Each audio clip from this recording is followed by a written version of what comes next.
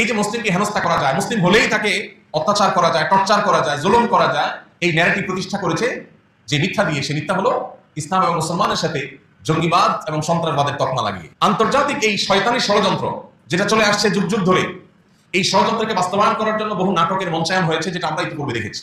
বহু ঘটনা নিজেরা ঘটিয়ে উদুরপিণ্ডি বুদুর ঘাড়ে চাপিয়ে, যেহেতু মিডিয়াগুলো তাদের নিয়ন্ত্রণে, সেখানে সাদাকে কালো করে দেখিয়ে সাধারণ মানুষকে বিভ্রান্ত করে তারা তাদের এজেন্ডা বাস্তবায়ন করেছে।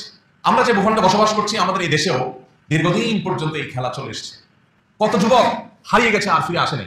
আলেম ওলামা তো বটে, স্কুল কলেজ পড়ুয়া, আপনার সাধারণ শিক্ষিত ডাক্তার, ইঞ্জিনিয়ার, তরুণ, বিশ্ববিদ্যালয়ের শিক্ষার্থী, কলেজ শিক্ষার্থী, দোষ কি?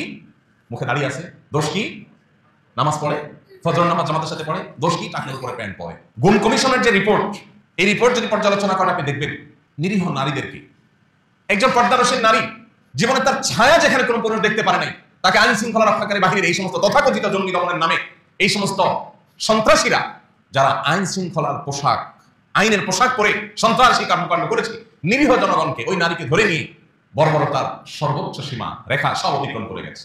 যে সাম্রাজ্যবাদী এই পৃথিবী, তাদের সবচেয়ে বড় মিথ্যা যেটা তারা স্টাবলিশ করতে পেরেছে দুর্ভাগ্যজনকভাবে, সেটি হলো ইসলাম এবং মুসলমানদের সাথে জঙ্গি তকমাকে লাগিয়ে দেওয়া।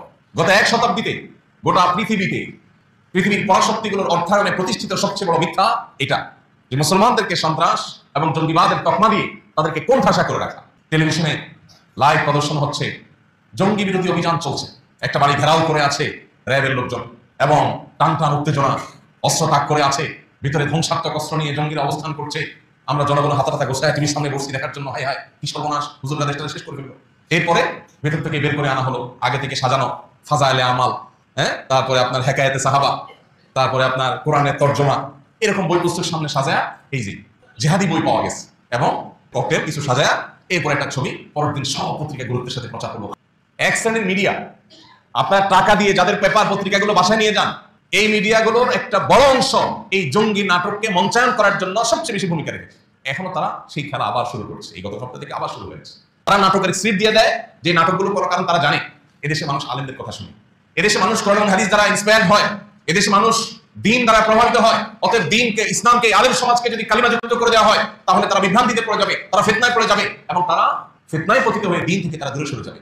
আমাদের দ্বীনি চেতনা এবং স্পিরিটকে ভোঁতা করার জন্য এই শয়তানের ষড়যন্ত্র পশ্চিমারা করে, আর আমাদের এটা অ্যাকসেপ্ট টাকা দিয়া যারা যখন ক্ষমতায় আসে সেটাকে তারা বাস্তবায়ন করে। লব্বাইক আল্লাহুম্মা লব্বাইক লব্বাইক লা শারীকা লাক লব্বাইক ইন্নাল হামদা ওয়ান নি'মাতা লাক ওয়াল মুলক লা শারীকা লাক লব্বাইক।